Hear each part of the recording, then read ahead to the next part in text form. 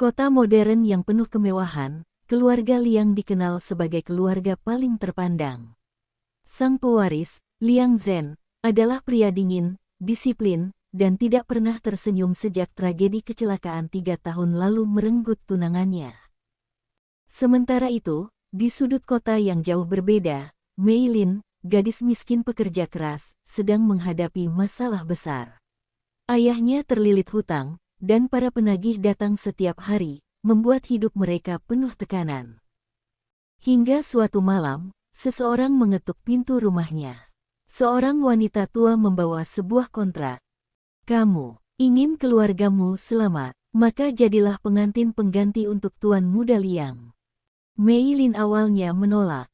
Dia tidak mengenal keluarga itu, tidak tahu apa-apa tentang mereka. Tapi keadaan memaksanya. Demi ayahnya, ia menandatangani kontrak. Pernikahan tanpa cinta. Pernikahan dilakukan diam-diam. Liang Zhen tampak dingin, tidak menatap Mei Lin sama sekali. Kita hanya terikat oleh kertas. Jangan pernah berharap lebih, katanya datar. Mei Lin menunduk, walau hatinya perih. Ia tahu dirinya hanya pengganti. Hari-harinya di rumah keluarga Liang penuh tekanan. Ibu mertua yang angkuh menghina latar belakangnya. Para pelayan meremehkannya. Dan Liang Zhen tak pernah sekalipun berbicara baik padanya. Namun Mei Lin tetap bertahan. Ia mulai membersihkan rumah, memasak, merawat tanaman kesukaan tunangan mendiang. Perlahan, rumah itu mulai terasa hidup kembali. Dan tanpa sadar, Liang Zhen memperhatikan masa lalu yang kembali. Saat hubungan mereka baru mulai membaik, seorang wanita muncul. Sinya, sepupu mendiang tunangan Liang Zhen. Dia cantik, baik di depan umum, tapi penuh iri di dalam hati. Kamu pikir wanita seperti kamu pantas hidup di rumah ini? Bisiknya pada Mei Lin. Sinya mulai memfitnah, merusak, membuat Mei Lin terlihat buruk. Beberapa pelayan mulai percaya. Liang Zhen, yang awalnya mulai luluh, kembali menjaga jarak. Mei Lin merasa hancur. Ia ingin pergi, tapi kontrak tidak mengizinkan. Ia hanya berdoa agar suatu hari kebenaran terlihat. Kecelakaan malam itu. Suatu malam, Liang Zhen terjebak dalam kecelakaan berantai saat menuju rapat. Ketika semua orang panik, Mei Lin berlari ke rumah sakit, walau penjaga melarangnya masuk. Namun saat melihat wajah pucat suaminya, ia menangis dan berbisik. Tolong, jangan pergi. Aku belum berhenti mencintaimu. Dan untuk pertama kalinya, tangan Liang Zhen bergerak, menggenggam tangannya. Kebenaran terungkap. Saat Liang Zhen pulih, seseorang membocorkan rekaman CCTV, sinyalah yang merusak mobil Liang Zhen agar terlihat seperti kecelakaan. Semua orang syok. Liang Zhen marah besar. Ia membela Mei Lin di depan keluarga besarnya. Mulai hari ini, siapapun yang meremehkan istri saya, artinya meremehkan saya. Mei Lin hampir tak percaya mendengarnya. Cinta tanpa kontrak. Waktu pun berlalu. Kontrak pernikahan resmi berakhir. Mei Lin menyiapkan koper, siap pergi dalam diam. Namun saat ia membuka pintu, Liang Zhen berdiri di depan rumah dengan buket bunga putih. Jika dulu aku menikahimu karena kontrak, kali ini izinkan aku menikahimu karena cinta. Air mata Mei Lin mengalir. Dan untuk pertama kalinya, ia tersenyum tanpa rasa takut. Bayangan kedua di balik rumah Feng. Drama China penuh intrik dan cinta terlarang. Setelah insiden kecelakaan dan pengungkapan pengkhianatan Feng Lixian, mansion keluarga Feng mulai terasa lebih tenang. Namun ketenangan itu tidak bertahan lama. Meixiu mulai pulih dan kembali beraktivitas. Yuze semakin sering berada di sisinya. Dan untuk pertama kalinya, Meixiu merasa dirinya dilihat. Namun, di balik itu semua, ada mata lain yang memperhatikannya. Tamu tak diundang. Suatu malam, saat Meixiu duduk di taman merawat bunga, pintu samping terbuka pelan. Seorang pria tinggi, berwajah dingin, namun tatapannya tajam masuk ke halaman. Pelayan berbisik ketakutan. Itu, Feng Yueran, saudara sepupu Tuan Muda Yuze. Feng Yueran terkenal tidak stabil, penuh misteri, dan pernah dikeluarkan dari keluarga besar karena masalah perangai dan bisnis gelap. Tapi malam ini, ia kembali. Dan pandangan pertamanya tertuju pada Meixiu. Jadi ini, istri pengganti itu, ujarnya sambil tersenyum miring. Senyum yang tidak menyenangkan. Rasa tak wajar di tatapannya. Sejak kedatangan Yueran, suasana rumah berubah. Ia sering muncul tiba-tiba. Saat Meixiu sedang memasak, saat ia sedang membaca, atau bahkan saat ia berjalan menuju kamarnya. Tatapannya tidak seperti orang normal. Bukan benci, bukan iba, tapi obsesi. Suatu malam, ketika Yuze sedang rapat di luar kota, Yueran mendekati Meixiu di koridor gelap. Tahu tidak, wajahmu mirip sekali dengan seseorang yang dulu aku kenal. Seseorang yang membuatku kehilangan segalanya. Meixiu mundur selangkah, tetapi Yueran semakin dekat. Jangan takut, aku hanya ingin tahu seberapa mirip kau dengan dia. Napas Meixiu tercekat, batin kecilnya berteriak minta perlindungan. Dan tiba-tiba, cukup. Suara Yuze menggema di lorong. Ia muncul dengan tatapan membunuh, menarik Meixiu ke belakangnya. Sentuh dia lagi. Dan kau bukan hanya dikeluarkan dari keluarga. Kau akan hilang. Yueran tersenyum kecil. Tenanglah, kita lihat siapa yang kau lindungi itu sebenarnya. Dan ia pergi. Namun perasaan gelap tetap tertinggal. Fakta mengejutkan dari foto lama. Keesokan harinya, Yuze menunjukkan sebuah foto kepada Meixiu. Foto itu sangat tua, mungkin 18 atau 20 tahun lalu. Tampak seorang wanita muda berdiri di samping Yueran. Namun Meixiu merasakan tubuhnya gemetar hebat. Wajah wanita itu sangat mirip dirinya. Ini alasan kenapa dia menatapmu seperti itu, kata Yuze. Dia kehilangan wanita ini secara misterius. Tidak pernah ditemukan. Dan sampai sekarang, dia percaya keluargaku yang menghilangkannya. Meixiu mulai mengerti. Yueran tidak sekadar benci. Ia menyimpan dendam dan trauma. Dan kemiripan wajah itu membuat Meixiu menjadi sasaran baru. Ancaman baru. Malam berikutnya, pesan misterius masuk ke ponsel Meixiu. Kau ingin tahu siapa sebenarnya keluarga Feng? Temui aku di tepi danau. Meixiu takut, tetapi penasaran. Di tepi danau, Yueran muncul dari kegelapan. Keluarga Feng menyimpan rahasia yang jauh lebih gelap dari yang kau tahu. Dan kau berada di tengah perang yang bukan milikmu. Meixiu ingin pergi, tetapi Yueran menahan tangannya. Jika kau ingin selamat, keluar dari rumah itu sebelum terlambat. Air mata mengalir, bukan karena ancaman, tapi karena ketakutan yang merayap. Dan dari kejauhan, Yuze melihat semuanya. Wajahnya berubah dingin. Ia salah paham. Mengira Meixiu diam-diam bertemu Yueran. Salah paham yang memecah cinta. Saat Meixiu kembali ke mansion, Yuze menatapnya dengan kekecewaan berat. Aku percaya padamu, tapi kau bertemu dia di belakangku. Aku tidak. Cukup. Mulai malam ini, kau tidak boleh keluar dari mansion tanpa izin. Dan aku butuh waktu sendiri. Kata-kata itu menghancurkan Meixiu. Ia terjatuh, menangis sendirian, sementara Yuze berlalu tanpa menoleh. Cinta yang baru tumbuh, kini kembali retak. Dan di balik dinding mansion, Yueran tersenyum puas dalam kegelapan. Perang baru-baru saja dimulai. Hujan turun perlahan malam itu, membasahi halaman rumah tua tempat Lian tinggal. Setelah percakapan menegangkan dengan Wei di taman, pikirannya tidak pernah tenang. Kata-kata Wei terus terngiang.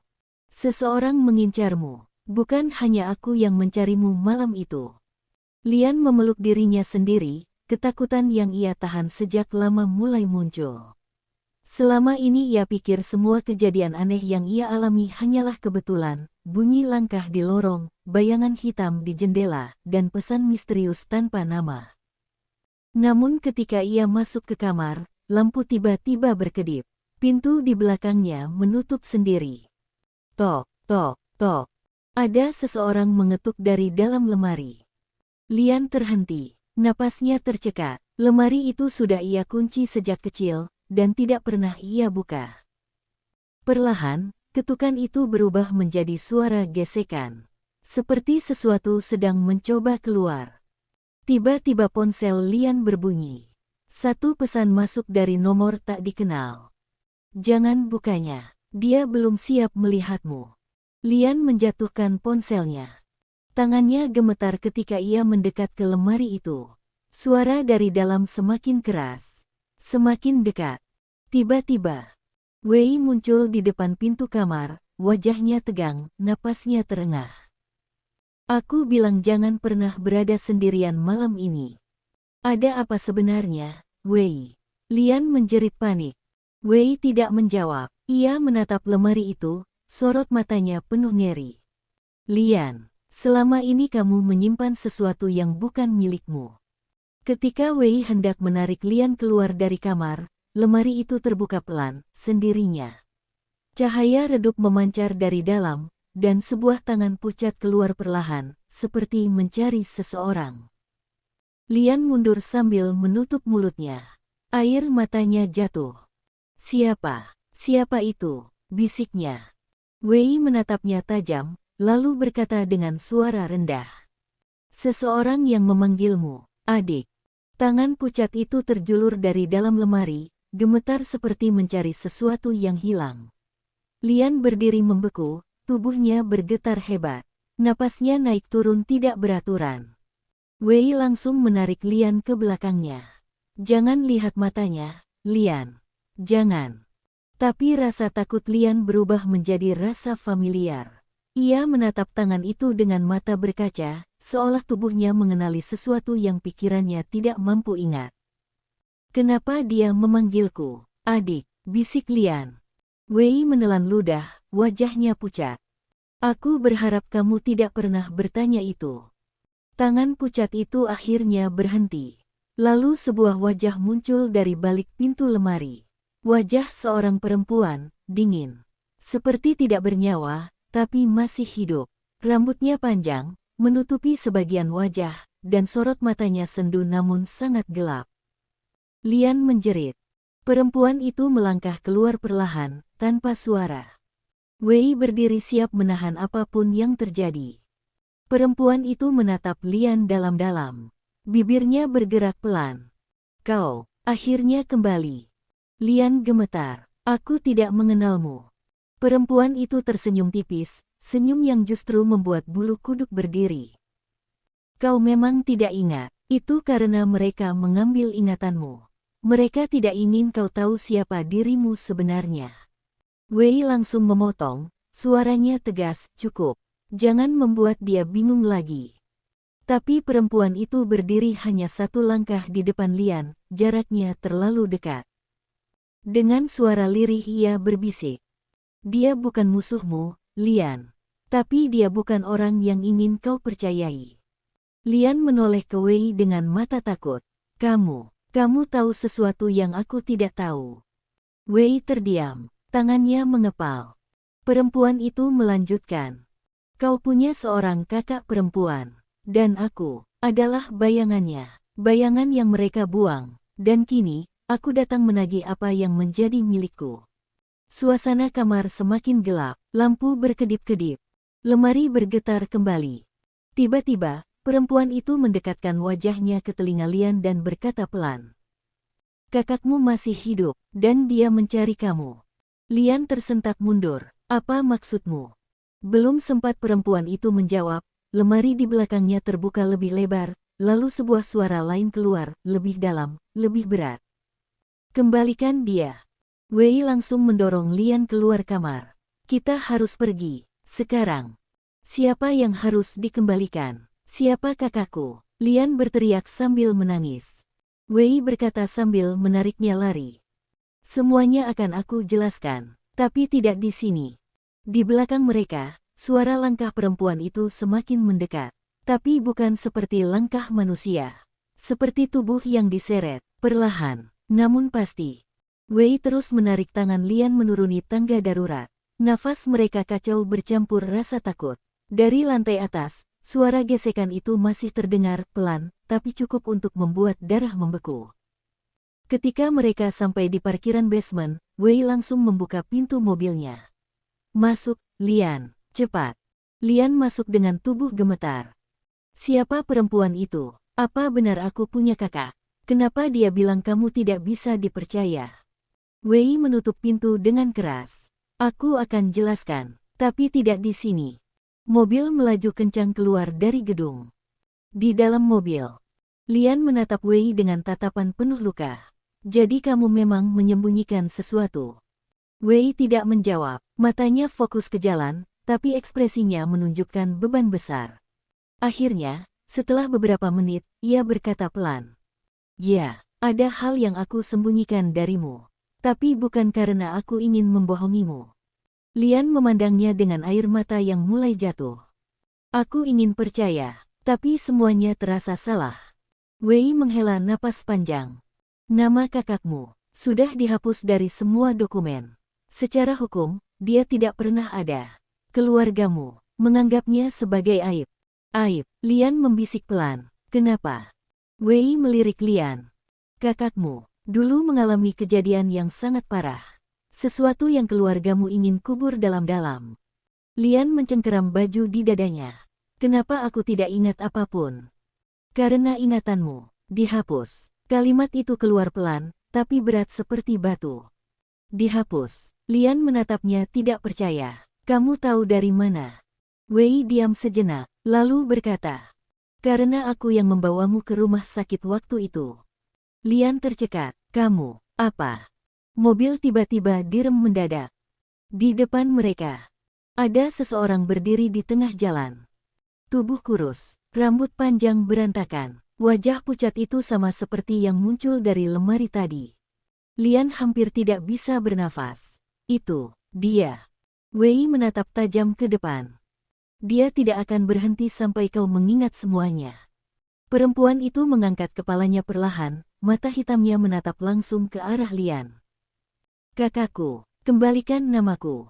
Tiba-tiba semua lampu di jalan mati. Gelap total.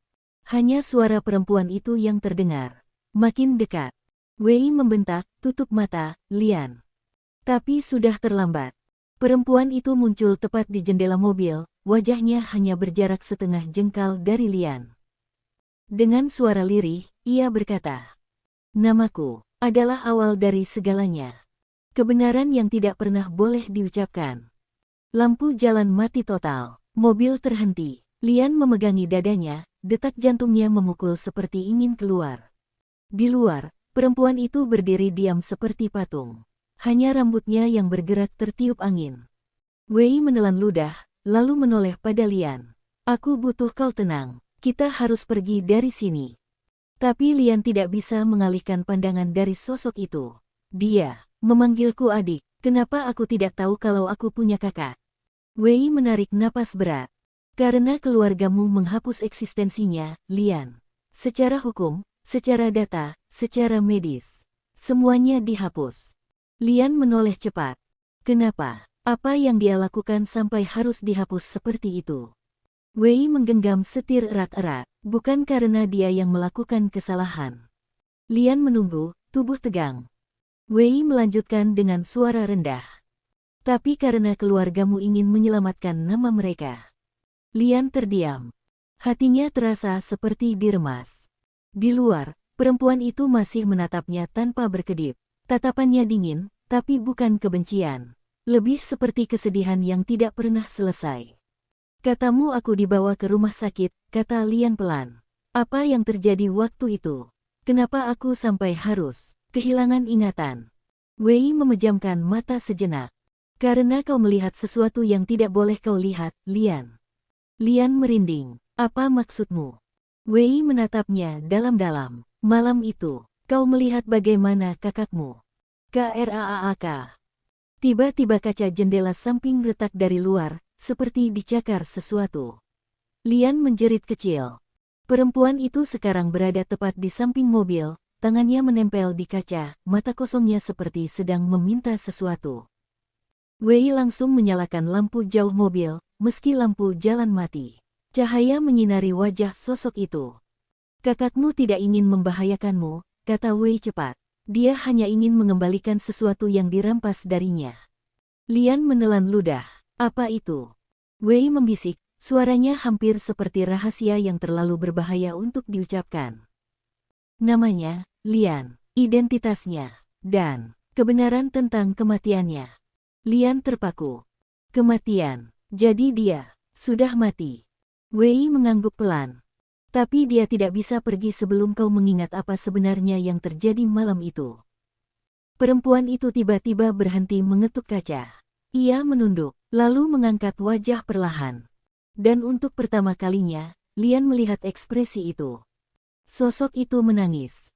Air mata hitam menetes dari matanya, jatuh di kaca mobil.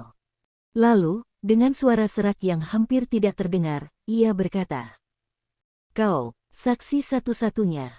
Mobil mendadak goyang seperti ada sesuatu yang mendorong dari belakang. Wei bersiap menginjak gas. "Lian, tutup matamu. Kita pergi dari sini." Bergetar. Kakak. Siapa namamu, sebenarnya?" Dan saat pertanyaan itu keluar, semua lampu yang mati mendadak menyala kembali, menerangi jalan. Namun sosok perempuan itu sudah hilang. Seolah-olah tidak pernah ada di sana. Wei menghembuskan napas berat. "Lian, kau baru saja memanggil sesuatu yang tidak bisa kita hentikan begitu saja." Lian menggigil.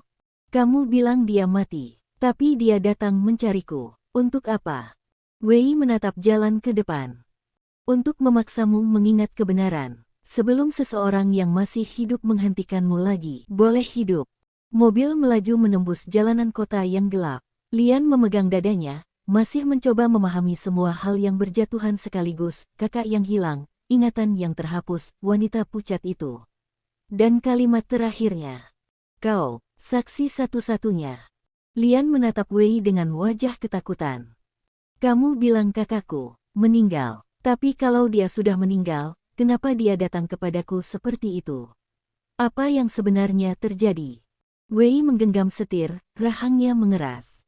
"Karena kematiannya, bukan kematian biasa, Lian." Lian memelototkan mata. "Maksudmu, ada seseorang yang..." Wei mengangguk pelan. "Ya, dia dibunuh." Dunia Lian seperti berhenti. Aku menyaksikannya." Wei menarik napas panjang, seolah kalimat itu menyakitkan. "Kamu satu-satunya yang melihat kejadian sebenarnya. Dan karena itulah, ingatanmu dihapus, untuk melindungimu." Lian merasakan tubuhnya menjadi dingin. Flashback yang terpecah. Tiba-tiba, sesuatu di dalam kepalanya seperti bergetar. Kilatan memori muncul cepat. Suara perempuan berteriak, cahaya lampu remang, tangannya berlumur darah, seseorang menariknya pergi, suara pria berkata, "Jangan lihat." Lian memegang kepalanya. Aku pernah melihat seseorang jatuh." Wei menatapnya dari samping. "Itu baru sebagian. Ingatanmu belum kembali sepenuhnya." Lian menitikkan air mata. "Kakakku, dia terbunuh di depan mataku." Wei menatap jalan, tapi suaranya penuh luka. "Ya." Lian menangis terisak, "Kenapa aku tidak ingat? Kenapa aku tidak mencoba menyelamatkannya?" Wei tiba-tiba menghentikan mobil di tepi danau kota. Ia menatap Lian dalam-dalam. "Kamu mencoba menyelamatkannya, Lian. Tapi dia menolak. Kakakmu sengaja melindungimu." Lian menahan napas. "Apa maksudmu?" Wei gemetar ketika berbicara. "Kakakmu, sebelum mati, sempat berbisik pada orang yang mengejarnya." Wei menatap Lian. Dia bilang, "Jangan sakiti adikku." Napas Lian patah. Air matanya jatuh deras. "Kenapa ingatanku harus dihapus?" Lian menatap Wei penuh rasa bersalah. "Kalau aku benar-benar tahu siapa pembunuhnya, kenapa kamu tidak memberitahuku sejak dulu?" Wei memalingkan wajah. "Aku ingin, tapi aku tidak bisa." "Kenapa?" Lian berteriak. Wei memejamkan mata, lalu berkata, "Karena pembunuh kakakmu adalah seseorang yang lebih dekat denganmu daripada siapapun." Jantung Lian terasa berhenti berdetak. Dekat, bagaimana? Dekat sebagai keluarga, teman, atau... Namun sebelum Wei bisa menjawab, sesuatu terjadi. Angin berputar, bayangan muncul. Angin malam yang semula tenang tiba-tiba berubah liar. Danau di sisi jalan bergetar seperti disapu badai kecil. Lian menoleh ke kaca mobil. Seseorang berdiri di pinggir danau. Perempuan itu lagi. Tubuhnya tampak lebih jelas kini, seperti semakin kuat. Rambutnya tergerai liar, wajahnya pucat penuh air mata hitam. Lian berbisik pelan, "Itu dia." Perempuan itu mengangkat tangan, menunjuk langsung ke arah Lian.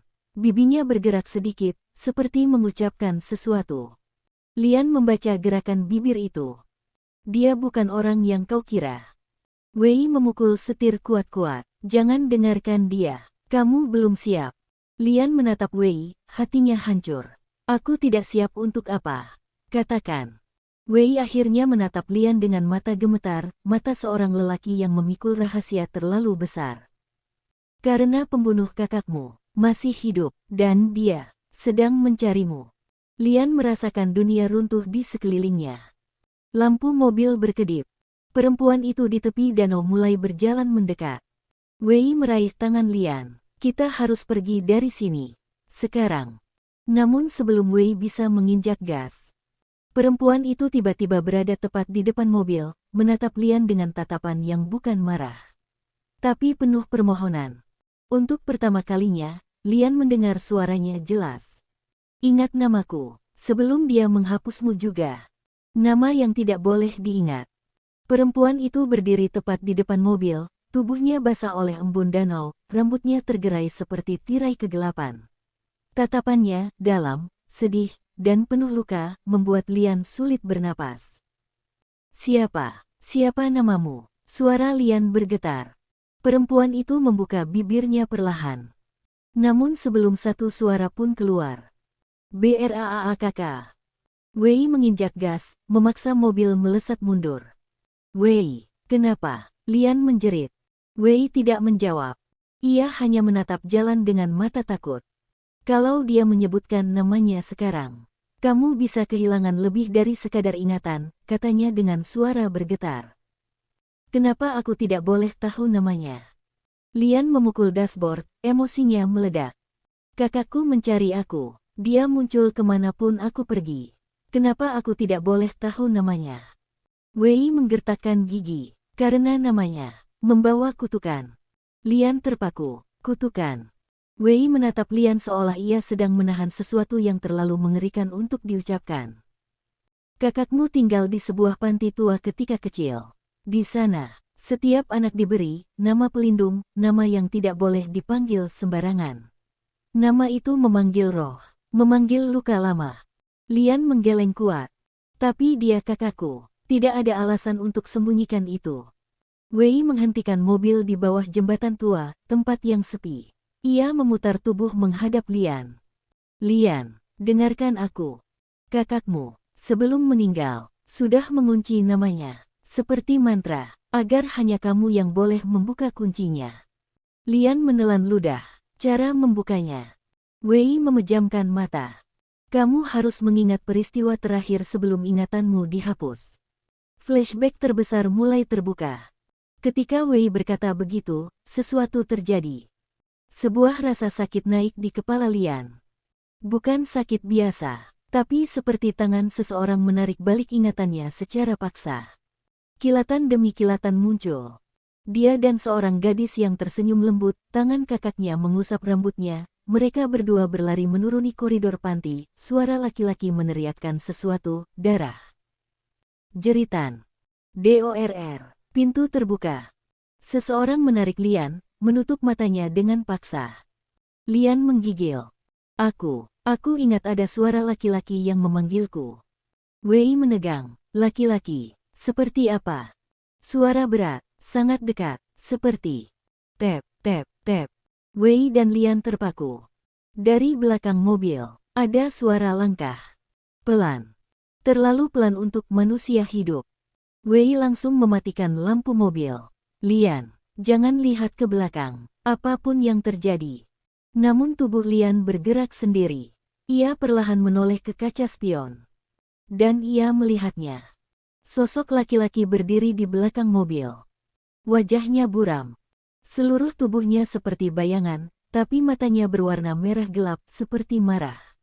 Atau seperti sedang mencari seseorang. Lian menutup mulut, berusaha menahan teriakan. Siapa itu? Katanya setengah berbisik. Wei berbisik cepat. Dia, orang yang tidak boleh kamu ingat. Lian membeku. Orang itu, pembunuh kakakku. Wei tidak menjawab. Tapi tatapan paniknya cukup sebagai jawaban. Kau tidak bisa melarikan diri selamanya. Sosok itu mulai mendekat. Setiap langkahnya membuat tanah bergetar pelan. Lian menatap Wei penuh ketakutan. Kita harus pergi, sekarang. Wei meraih tangan Lian. Kau belum siap. Dia datang karena ingatanmu mulai kembali. Dia tahu kalau kau, satu-satunya saksi.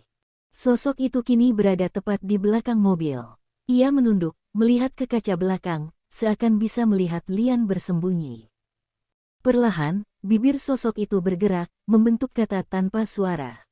Kau sudah besar sekarang, Lian. Lian membeku. Tubuhnya bergetar keras. Itu suara. Itu suara yang memanggilku waktu kecil. Ketika Lian hampir mengingat semuanya.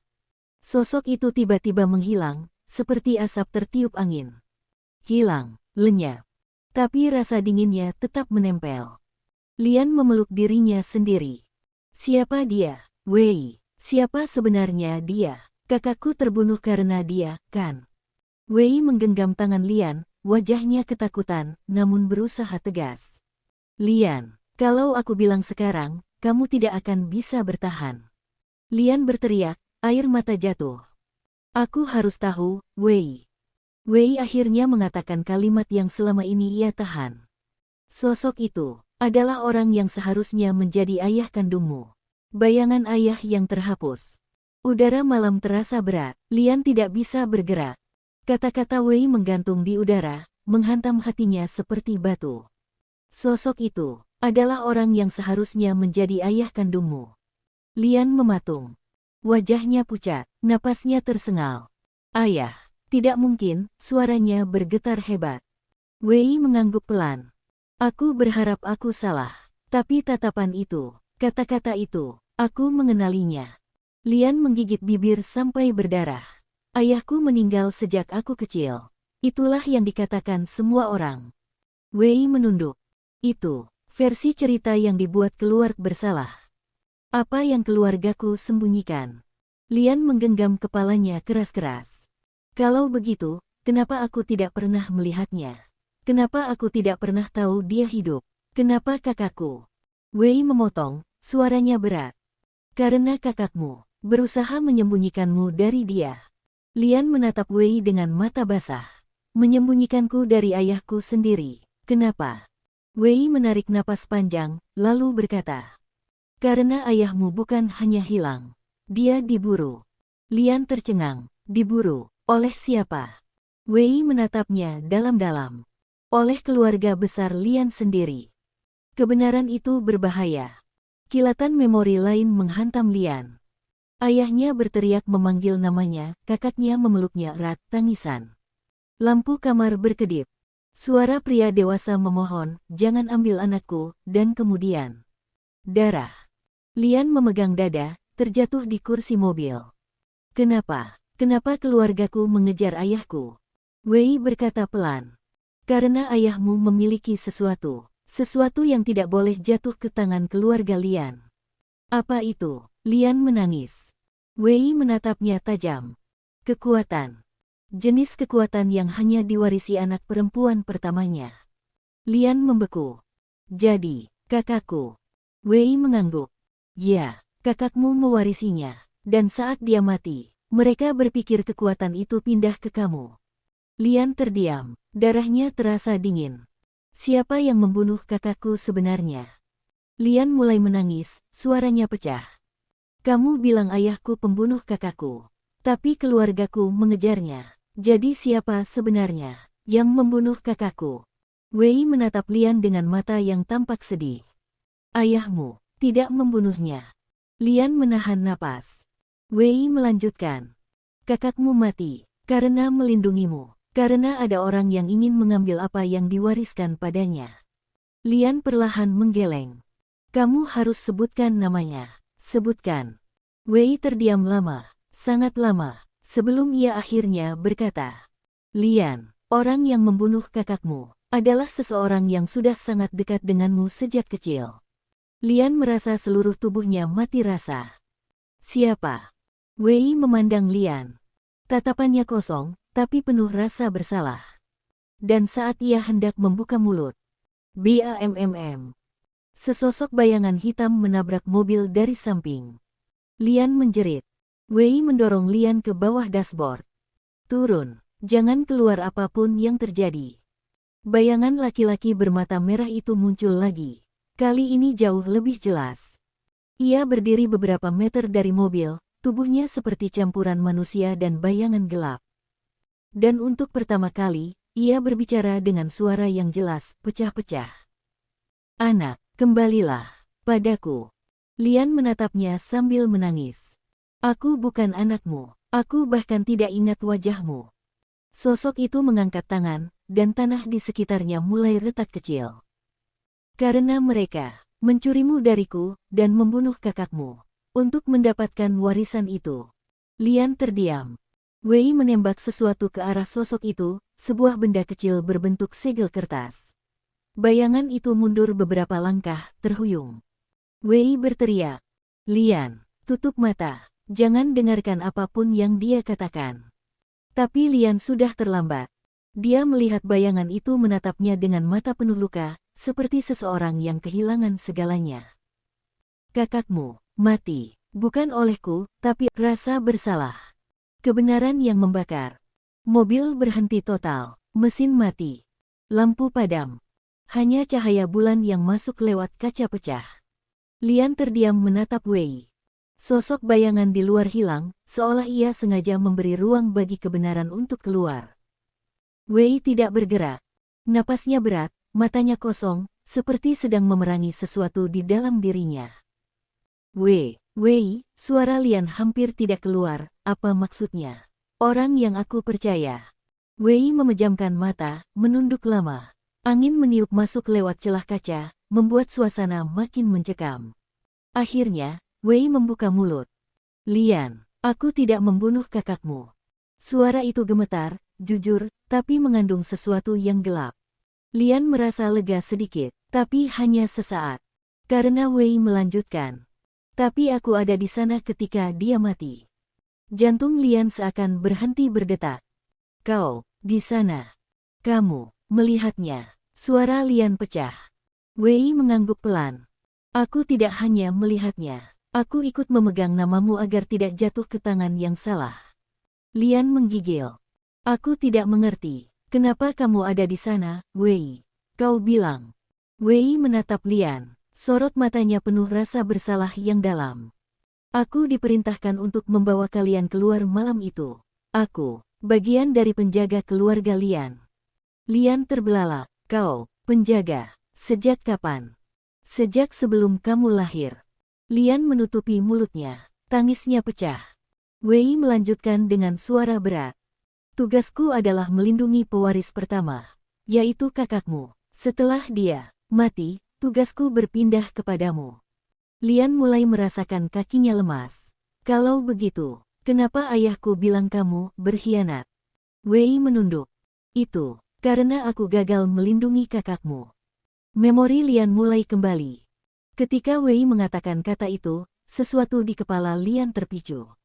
Suara teriakan, kakaknya menarik tangannya, sosok laki-laki bermata merah marah. Wei berlari ke arah mereka, suara pintu terbuka keras, tangan Lian berdarah, kakaknya jatuh ke tanah. Dan Lian melihat, seorang pria berdiri dengan mata gelap. Lian menutup telinganya, berteriak.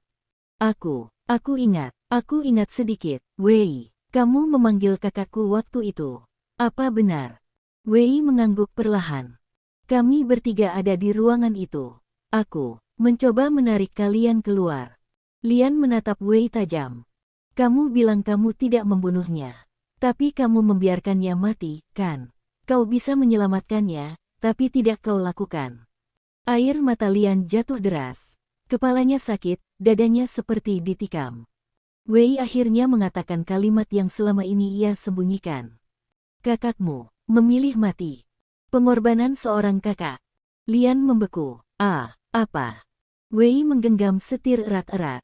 Dia mendorongku, menyuruhku membawa kamu pergi. Karena dia tahu, ayahmu tidak akan berhenti mengejar kalian berdua. Lian tidak bisa bernapas. Ayahku mengejar kami, tapi dia ayahku. Kenapa dia mengejar kami? Wei menatap jauh ke depan, suaranya pecah. Karena ayahmu kehilangan kontrol setelah menerima warisan lama keluarga kalian. Warisan yang seharusnya jatuh ke kakakmu. Lian terdiam, tubuhnya gemetar. Kakakmu melindungimu dengan memberikan hidupnya. Dia sengaja berdiri di antara kalian berdua. Lian menangis keras. Kakakku mati karena menyelamatkanku. Sementara aku bahkan tidak ingat wajahnya. Wei menutup mata. Itulah alasan ingatanmu dihapus. Bukan untuk menyakitimu, tapi untuk membuatmu bertahan hidup. Lalu kenapa dia muncul kembali? Angin menerpa kaca mobil. Bayangan perempuan itu muncul lagi tak jauh dari mereka, diam, tidak menyerang, hanya menatap. Wei berbisik. Kakakmu kembali. Bukan untuk meminta balas, tapi untuk memastikan kau siap. Lian menatap bayangan itu sambil menangis.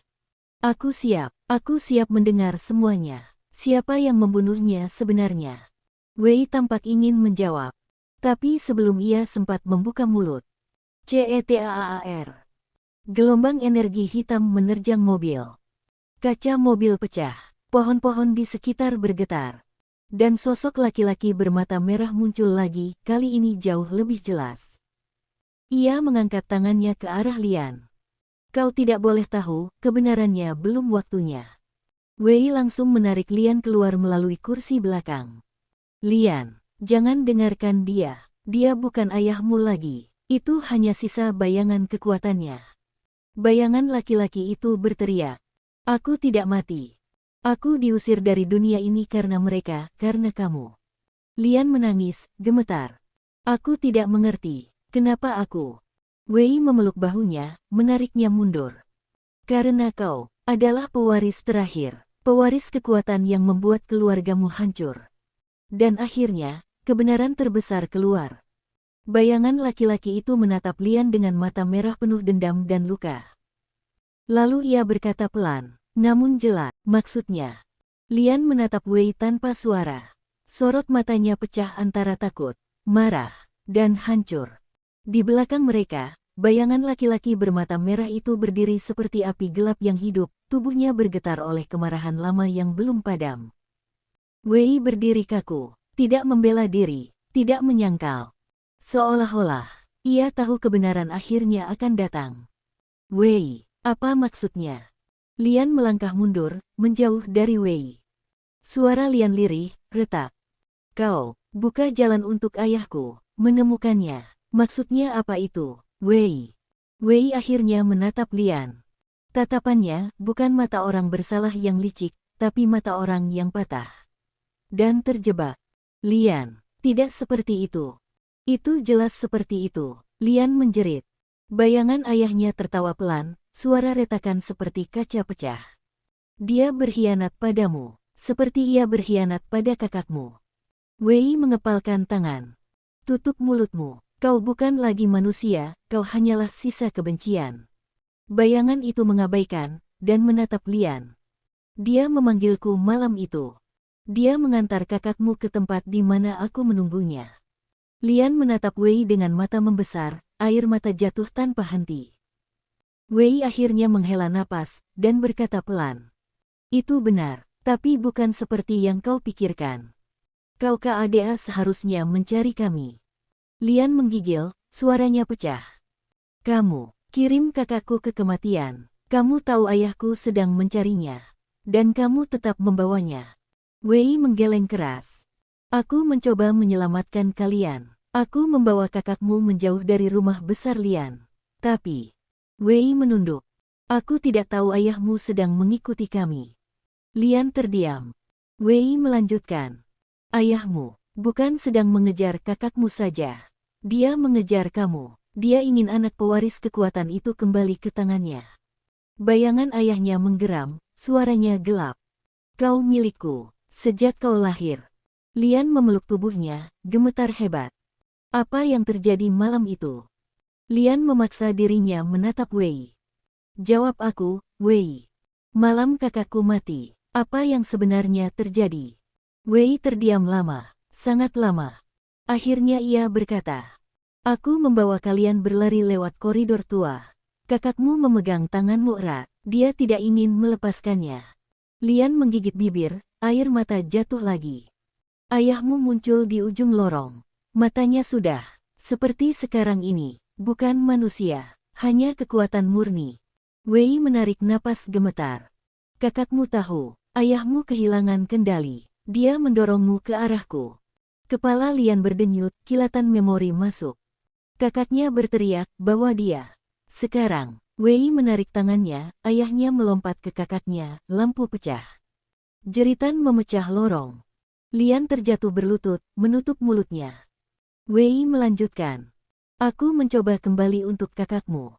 Tapi dia menutup pintu antara kalian dengan kekuatannya sendiri. Dan berbisik padaku. Wei menunduk, suara pecah. Lindungi adikku, meski aku harus hilang. Lian menangis keras, tubuhnya gemetar hebat. Jadi, kakakku mati, menyelamatkanku. Dan kamu membawa aku pergi. Wei mengangguk pelan. Aku tidak membuka jalan baginya membunuh. Aku membuka jalan agar kau bisa hidup. Kau membuatku kehilangan dia. Lian menatap Wei penuh luka. Tapi, kenapa aku harus melupakan dia? Kenapa kalian hapus ingatanku? Wei membalas dengan mata merah basah. Karena setelah kematian kakakmu, ayahmu menjadi bencana. Dia kehilangan kendali penuh. Dia mencari kamu di setiap tempat. Dan satu-satunya cara agar dia tidak bisa menemukanmu. Wei menghentikan kalimat itu, suaranya pecah. Adalah dengan menghapus memori yang mengikat kalian berdua. Lian mundur, sakit, marah, hancur. Aku tidak bisa membencinya. Karena aku bahkan tidak ingat wajahnya. Lian memukul dadanya, menangis lebih keras. Semua ini terlalu kejam. Wei ingin memegang bahunya, tapi Lian mendorongnya. Bayangan ayahnya mengamuk. Bayangan itu mengangkat tangan, angin berputar liar. Kau mengambil anakku, Wei. Kau menjadikannya lupa akan darahnya. Wei berdiri di depan Lian, melindunginya. Aku tidak akan biarkan kau menyentuhnya lagi. Bayangan itu mengaum. Lian adalah milikku, darahku. Tanah retak, udara bergetar.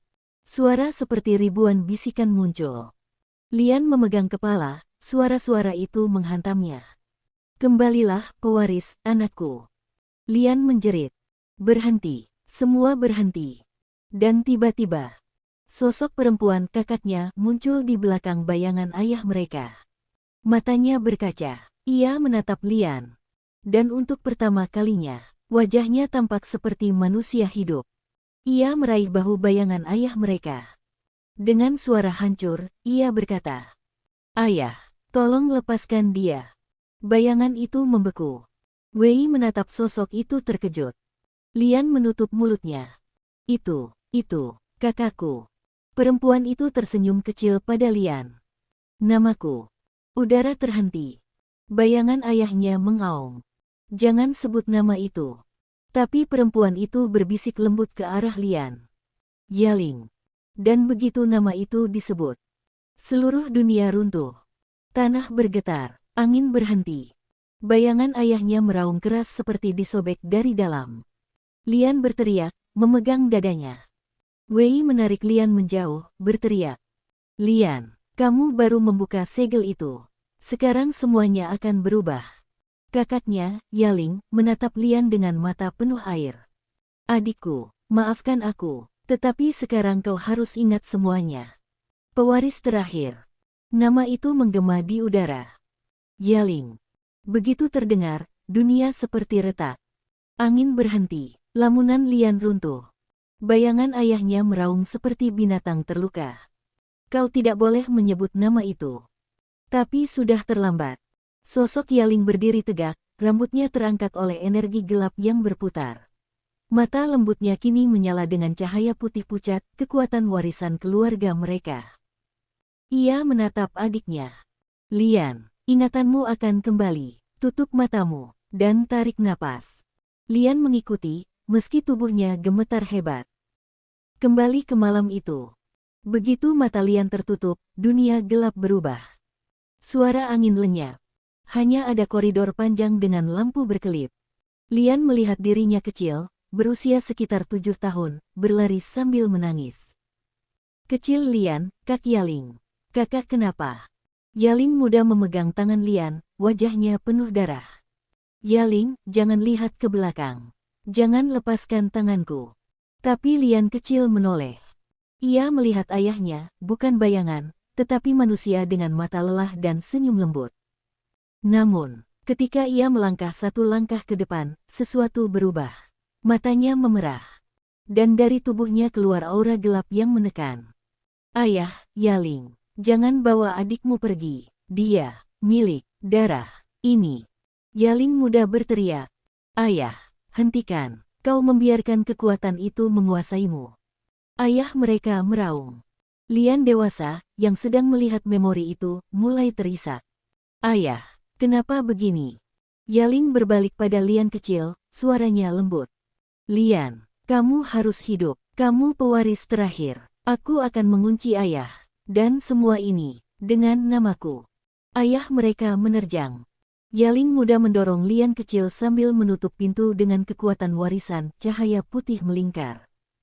Wei, bawa dia, sekarang. Wei muda muncul, memeluk Lian kecil, menutup matanya dengan serbet. Wei, maafkan aku, Lian. Maafkan. Ayah mereka berhasil menjangkau bahu Yaling. CRACK. Cahaya putih meledak, tubuh Yaling terlempar, membentur dinding. Darah mengalir dari mulutnya. Lian dewasa menjerit dalam memori. Yaling. Namun memori bergerak tanpa bisa dihentikan. Ayah mereka menatap Yaling, lalu berbisik. Kembalikan, pewaris itu, padaku. Yaling mengangkat tangannya, menyentuh dada Lian kecil dari jauh, dan berkata. Aku menghapus ingatanmu, agar kau hidup lama, agar ayah tidak menemukanmu, agar kutukan tidak menyentuhmu. Wei berlari sambil membawa Lian kecil. Pintu tertutup. Dunia berguncang. Dan pada detik terakhir sebelum cahaya memutuskan segalanya, Yaling berkata. Suatu hari, ingatanmu akan kembali. Saat kamu cukup kuat. Lalu gelap. Kembali ke dunia nyata. Lian membuka mata dengan teriakan. Tubuhnya berkeringat. Napasnya berat. Yaling berdiri di depannya, senyum tipis di wajahnya. Sekarang kamu ingat, adikku. Lian terjatuh ke tanah, menangis tak terkendali. Aku membuat kakakku mati. Semua karena aku. Yaling menggeleng lembut. Tidak, Lian. Aku memilih sendiri. Kamu tidak salah. Tiba-tiba tanah berguncang keras. Bayangan ayah mereka menjerit, tubuhnya retak seperti kaca. Kau mengembalikan ingatan itu. Kutukan ini akan mengalir padamu, Lian. Wei berdiri melindungi Lian. Jangan dengarkan dia. Dia bukan ayahmu lagi. Bayangan itu mengayunkan tangan, dan ledakan angin gelap menghantam Wei, melemparkannya ke pohon. Wei, Lian berteriak. Wei batuk darah, tapi bangkit. Yaling menatap bayangan ayah mereka, suaranya berubah tajam. Ayah, biarkan dia pergi. Cukuplah penderitaan ini. Bayangan itu meraung. Aku tidak pernah mati. Dan kakakmu membuatku terkunci bertahun-tahun. Sekarang, anak itu milikku. Yaling mengangkat tangannya. Cahaya putih besar muncul.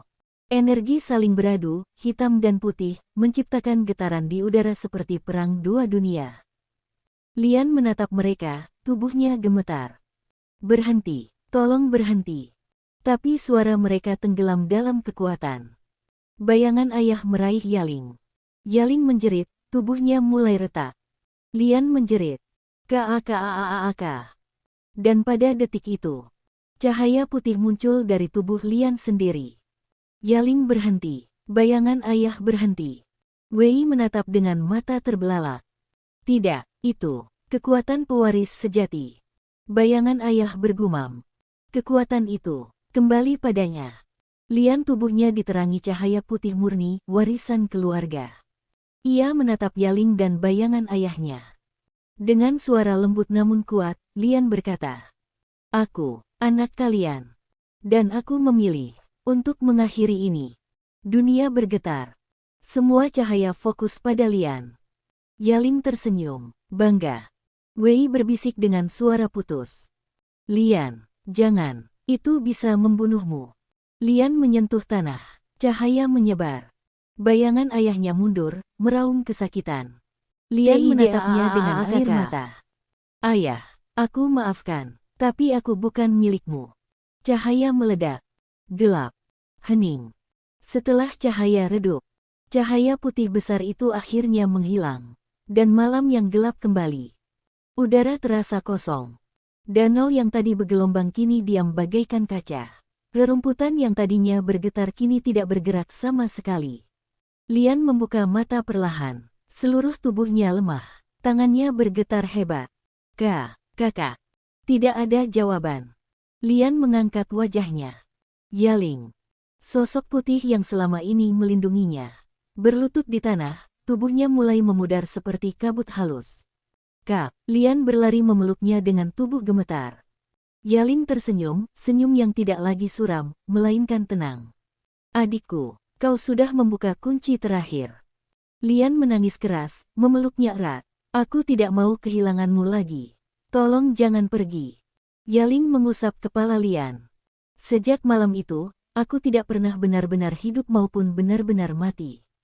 Ketika namaku kau sebut, aku bebas. Dan ketika kekuatanmu bangkit, tugasku selesai." Tubuhnya semakin transparan. Jangan tinggalkan aku lagi." Suara Lian pecah. Yaling meletakkan jari di bibir Lian. "Kau bukan sendirian, sayang." Lian menangis semakin kuat. "Kau punya kekuatan yang tidak pernah bisa aku kendalikan. Dan seseorang yang rela mati berkali-kali demi melindungimu." Yaling menatap ke arah belakang Lian. Lian menoleh. Wei tergeletak. Wei bersandar pada pohon, tubuhnya luka parah. Darah mengalir dari dadanya, napasnya terputus-putus. "Wei." Lian berlari ke arahnya. Wei membuka mata berat, memaksakan senyum. "Kau, selamat." Lian memegang wajah Wei, air matanya menetes ke pipinya. "Kamu bodoh. Kenapa kamu melindungi aku begitu? Kamu bisa mati." Wei tertawa pelan, meski darah keluar dari sudut mulutnya. "Aku sudah gagal melindungi kakakmu, aku tidak mau gagal lagi." Lian menggigit bibir, bergetar. "Maaf, aku salah paham. Aku benci kamu tadi, tapi aku tidak tahu semuanya." Wei menggeleng pelan. "Kau tidak salah. Aku memang menyembunyikan banyak hal. Terlalu banyak, karena aku takut kau membenciku." Lian memeluknya, tubuhnya bergetar. "Kenapa kamu takut aku membencimu?" Wei menundukkan kepala, suaranya lemah, tetapi tulus. "Karena sejak lama, aku sudah memilihmu, Lian." Lian membeku. Air matanya jatuh tanpa bisa dihentikan. Namun sebelum ia sempat bicara, bayangan ayah mereka. Sebuah suara muncul dari balik kabut tipis. Bukan raungan, bukan teriakan, tetapi keluhan penuh kelelahan. Lian menegakkan tubuhnya. Dari jauh, bayangan ayahnya kini tampak mengecil, tidak lagi seperti sosok mengerikan, melainkan siluet seorang laki-laki yang jalan terseok seperti menua dalam sekejap. Energi gelap di tubuhnya lenyap, tersedot oleh cahaya Lian. Ia tidak lagi marah, tidak lagi liar. Hanya kosong. "Ayah," Lian berkata pelan. Bayangan itu menatapnya dengan mata yang tidak merah lagi, hanya kelam dan penuh luka. "Aku terlalu lama dalam kegelapan, warisan itu menguasai, bukan kuberi." Ia jatuh berlutut. Wei bersiap berdiri, melindungi Lian. Tapi Lian memegang lengannya. "Tidak, dia bukan yang tadi." Bayangan ayah itu mengangkat wajahnya. Untuk pertama kali terlihat seperti manusia yang pernah ia kenal dalam memori kecilnya. Lian, maafkan aku. Aku tidak pernah ingin menyakitimu. Atau Yaling. Lian menutup mulut, menangis. Kakakku mati karena melindungiku. Karena melindungi kita semua. Ayahnya menunduk dalam-dalam. Yaling. Putriku yang paling kuat, dan paling berani. Ia menatap Lian dengan mata dipenuhi penyesalan. Dan kau, Lian. Kau adalah harapan terakhir keluarga ini. Lian memeluk dirinya sendiri, gemetar. Ayah, aku ingin keluarga kita kembali. Ayahnya meneteskan air mata hitam terakhir. Maaf, nak. Aku terlalu jauh masuk dalam warisan. Sampai aku lupa menjadi seorang ayah. Tubuh bayangan ayah mulai terlepas seperti debu hitam tertiup angin. Ayah, jangan pergi, Lian teriak. Ayahnya tersenyum sedih. Kau tidak kehilangan aku ada, di bagian terbaik dari ingatanmu. Tubuhnya berubah menjadi serpihan cahaya hitam, lalu menghilang perlahan. Yaling tersenyum. Cahaya keperakan muncul di samping Lian. Yaling berdiri, lebih cerah dari sebelumnya. Ayah, sudah bebas. Lian memeluk kakaknya erat. Tubuh Yaling semakin ringan, semakin pucat. Sekarang giliranmu untuk hidup, Lian. Lian menggigit bibir. Kak, aku takut. Aku tidak tahu apa yang harus kulakukan dengan kekuatan ini. Yaling menatapnya lembut. Itu sebabnya dia ada di sini. Ia menatap Wei. Wei, hampir tidak bisa berdiri, memaksa tersenyum. Aku akan tetap di sisimu, kalau kau mengizinkan. Lian menatap keduanya, kakaknya yang akan pergi, dan lelaki yang selama ini melindunginya dalam diam. Yaling mengecup kening Lian. Selamat tinggal, adikku. Tubuhnya berubah menjadi cahaya putih lembut, melayang ke langit malam, dan menghilang seperti bintang jatuh. Daun. Fajar muncul perlahan. Cahaya pagi menyinari wajah Lian. Wei bersandar pada pundaknya, lemah tetapi hidup. Lian, kau tidak sendirian lagi. Lian menatap langit yang kini bersih. Dan untuk pertama kalinya sejak semua dimulai, dia merasa tidak terbebani, meski hatinya masih penuh luka. Aku akan mencari jalan untuk menghentikan warisan ini, kata Lian pelan. Wei tersenyum. Andaikan Yaling bisa lihat, dia pasti bangga. Lian menggenggam tangan Wei. Terima kasih.